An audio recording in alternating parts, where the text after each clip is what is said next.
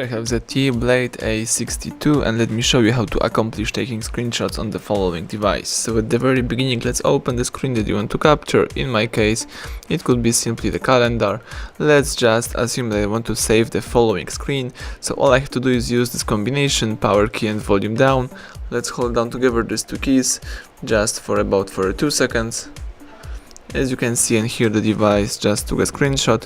So let me show you again. Let's hold down power key and volume down together. And you just capture the following screen. So everything went well.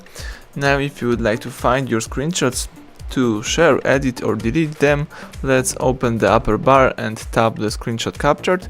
Or you may also accomplish that by using the gallery app. Let me find this. Here I have gallery. Let's allow gallery to access photos, tap others, choose screenshot. This is the screenshot folder. Here you can share, edit, delete or do whatever you want with the following pictures. So everything went well. Thank you for watching. Please subscribe our channel, leave thumbs up under the video.